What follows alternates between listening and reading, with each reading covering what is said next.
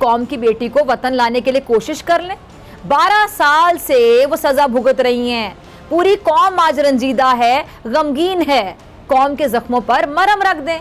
खुदारा America में मौजूद अपनी बहन के लिए कुछ करें। बोलने दे, तकलीफ हुआ है बेचारे को। बोल बोल। अमरीकी अदालत ने डॉक्टर आफिया सिद्दीकी को 2010 में दहशतगर्दी के इल्जाम में 86 साल कैद की सजा सुनाई थी। मेरे हिसाब से इंडिया को ये पावर नहीं मिलनी चाहिए, क्योंकि जितनी भी हम मुस्लिम कंट्री हैं सब इकट्ठे हो गए इसकी मुखालफत करनी चाहिए, इसको वीटो करना चाहिए कि भाई हमें इंडिया की जो है, अगर ये तो फिर वो ये अमेरिका वाला साहब हो जाएगा कि जब जी चाहेगा जिस मुल्क में चाहेगा वो मुदाखलत करेगा। निकल लौड़े, पहली फुर्सत में निकल। पाकिस्तानी वफद इसराइल से मुलाकात कर रहा है, जो हालांकि इससे पहले ऐसा नहीं था। और उसके बाद ये हमारे पाकिस्तानी खुद हुक्मरान वो इंडिया से तिजारत भी करना चाह रहे हैं। वो इसी चक्कर में करना चाह रहे हैं कि कल को अगर ये काम होता है तो ये हमारी वजारत खारजा खुद उनको वोट देने के चक्कर में है। मगर ऐसा हम कभी भी नहीं चाहेंगे। इसमें मुसलमानों के लिए बहुत बहुत बहुत जो है ना वो मसला होगा। हालांकि आप देख लें कि इंडिया में पहले ही मुस्लिम ममालिक पर जो मुस्लिम लोगों पर जो हमारे जो मुसलमान भाई हैं वहाँ पर उन पर क्या हालात हैं। आप कहाँ थे ज्ञानी बाबा? देखिए जी, इंडिया ने मदद की है दिखावे के लिए। कंट्रोल कंट्रोल सीधी सी बात है। मदद तो की है ना मुस्लिम ममालिक की जानिब से, तो वो भी मदद नहीं आई। मेरी बात सुने, जब सैलाब पाकिस्तान में आता है तो इंडिया की वजह से आता है। जो सिंतास मुआहदा है उसकी खिलाफ वर्जी करता है भारत। इंदिरा गांधी की ना मुझे आज भी तकरीर याद है, मैंने वो देखी थी टीवी पे, जब उसने कहा था आज हमने 2 नजरिया जो है ना वो खलीज बंगाल में डबो दिया है। वो उसके अल्फाज आज भी कानों में गूंजते हैं, आंखों में वो तस्वीर आज भी आती है, मनहूस चेहरा उसका आज भी आता है। What happened first? How many people were killed according to your correspondence of British newspapers, of American newspapers, of French newspapers, Canadian newspapers, Arabian newspapers? The massacre began long before there was a single gorilla. आपने सबसे पहले घबराना नहीं है।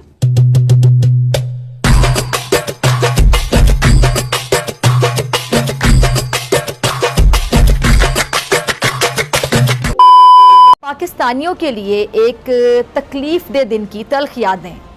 12 साल पहले अमरीकी अदालत ने कौम की बेटी डॉक्टर आफिया सिद्दीकी को नाकर्दा गुनाहों पर 86 साल कैद की सज़ा सुना दी। मुतासिब ज्यूरी अरकान ने आफिया सिद्दीकी को जो सज़ा सुनाई उस पर अमरीका में भी बड़ी हैरानी का इजहार किया गया था, आपको याद होगा। और बहुत से आइनी और कानूनी माहिरीन ने इस फैसले को शर्मनाक भी करार दिया था। लेकिन उस वक्त पाकिस्तान में जो हुक्मरान जमात पीपल्स पार्टी उसने सज़ा के खिलाफ आवाज़ बुलंद की, ना ही कोई रब्ता किया। लेकिन उस वक्त अपोजिशन में जो मौजूद मुस्लिम लीग नून थी, इसने इस मामले पर हुकूमत पर खूब तनकीद की थी, कड़ी तनकीद की थी।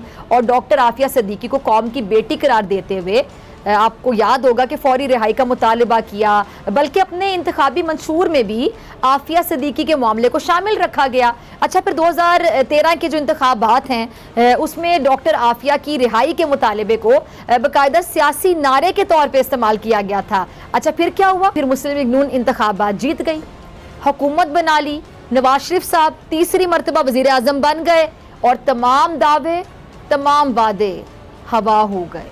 अच्छा, डॉक्टर आफिया सिद्दीकी की लाचार मजबूर माँ, उन पर क्या गुजरी? नवाज शरीफ से तो कुछ ना हुआ, लेकिन उनकी जमात आज भी इक़्तिदार में है। उनके भाई शहबाज शरीफ वजीर आजम है और अमरीकी सदर के साथ तस्वीर भी मुस्लिम लीग नून का जो सोशल मीडिया है शेयर कर रहे हैं। ज़रा बात कर लें, कौम की बेटी को वतन लाने के लिए कोशिश कर लें। 12 साल से वो सजा भुगत रही हैं। पूरी कौम आज रंजीदा है, गमगीन है। कौम के जख्मों पर मरहम रख दें। खुदारा अमेरिका में मौजूद अपनी बहन के लिए कुछ करें।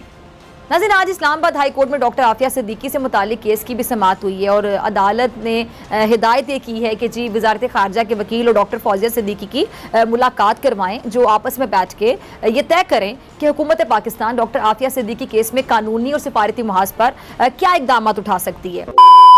मैं इस बारे में यही कहूँगा कि ये सब इनकी ना ये जो यहूदा नसारा होते हैं ये अपने जैसे लोगों को अपने साथ मिलाते हैं। जैसे कि कश्मीर के इन्होंने जब पाकिस्तान आज़ाद हुआ ना 14 अगस्त 1947 को, इन्होंने एक वहाँ पे ना शोशा छोड़ दिया, यानी कि झगड़े की अलामत छोड़ दी कश्मीर को। आज तक देखिए जंगे कश्मीर पे 9 लाख फौज मुसल्लत कर दी गई है उनकी हक़े खुद अरादियत ख़त्म करने के लिए।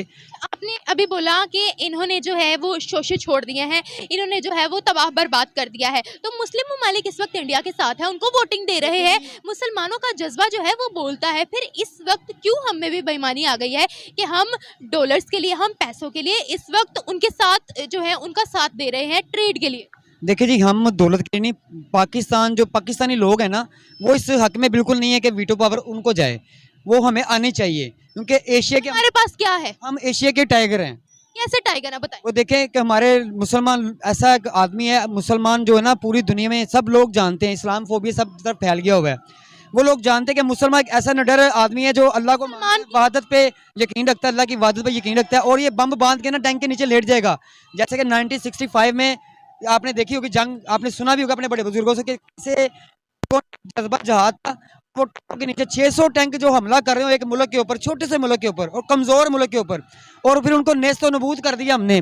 सर आपकी बात बिल्कुल ठीक है कि मुसलमानों में जो है वो ईमान बहुत ज्यादा है, हम अल्लाह को मानते हैं, लेकिन इस वक्त बेईमानी जो हमारे हुक्मरान कर रहे हैं अपने मुल्क के साथ ही सिंसियर है, एटलीस्ट वो काफिर है, वो नॉन मुस्लिम है, उनकी जो हुक्मरान है वो अपने कौम के साथ सिंसियर है। आप मुझे ये बताएं कि इस वक्त हम अपने साथ ही सिंसियर नहीं है और इस वक्त पाकिस्तान जिन मुसीबतों में घिरा हुआ है अपनी खुद की वजह से, तो आपको क्या लगता है कि हम लोग बहुत मजबूत आगे जाने के लिए? जब सैलाब में उन्होंने हमारी मदद की है तब हमने क्यों नहीं कहा इंडिया को कि हमारे जज्बे बहुत है, आप हमारी मदद ना करो? देखिए जी, इंडिया ने मदद की है दिखावे के लिए, सीधी सी बात है। मदद तो की है ना मुस्लिम ममालिक की जानिब से, तो वो भी मदद नहीं है। मेरी बात सुने, जब सैलाब पाकिस्तान में आता है तो इंडिया की वजह से आता है।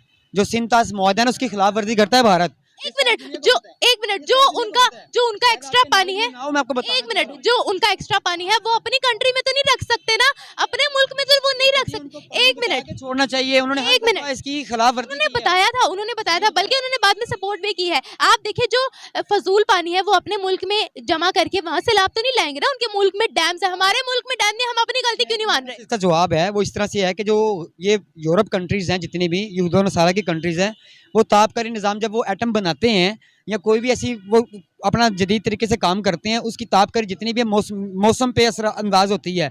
पाकिस्तान को चीज़ बनाता नहीं, उस पर पाबंदी है, ठीक है? ये लगाइए पाबंदी, इन्होंने अमेरिका हो गया, बरतानिया हो गया, यूके हो गया। एक मिनट, तो ये पाबंदी हम क्यों लेते हैं, इंडिया क्यों नहीं लेता ये पाबंदी? जी, उन्होंने शुरू से पाकिस्तान को ये पूरा हकूक नहीं दिया हुआ।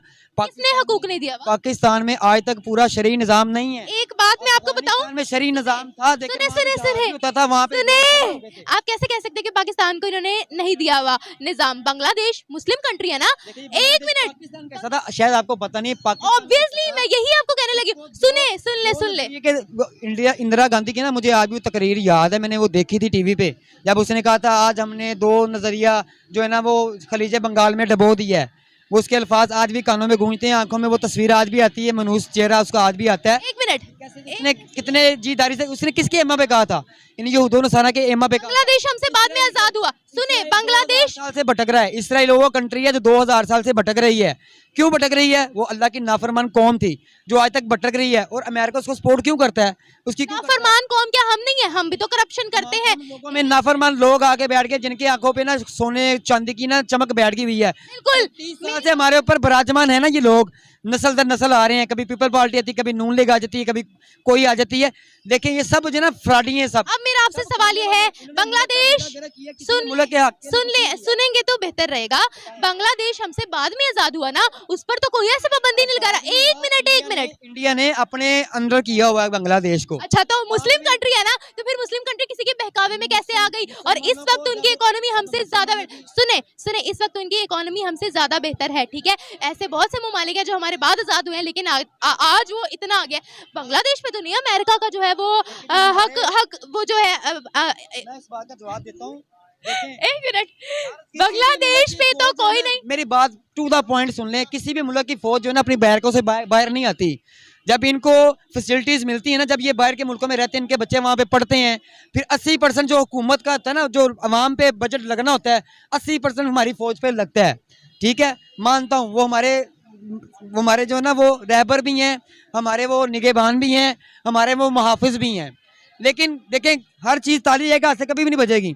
अगर 100 बंदे ना, उसमें 10 बंदे गंदे होंगे, ये तो हर बंदा ही जानता है, हर इंसान जानता है कि 100 आदमी होंगे उसमें 10 बंदे ऐसे गंदे तरीन होंगे तो 100 बंदों में हैवी होंगे। एक आपसे बात पूछूंगी, क्या आप मानते हैं कि इस वक्त पाकिस्तान की मईशत खराब है? पाकिस्तान की नहीं, हाँ या ना में? खराब की, हाँ या ना में जवाब। क्या आप मानते हैं? हमारे हुक्मरानों ने खराब की है। खराब है ना, मानते हैं।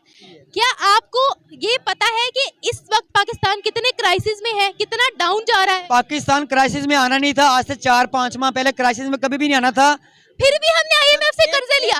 एक मिनट, फिर भी हमने IMF से कर्जा लिया। एक बंदे को इक़्तिदार मिला है ना, अगर 22 साल उसे जद्दोजहद की है, उसको इक़्तिदार मिला, उसको 5 साल पूरे करने देते।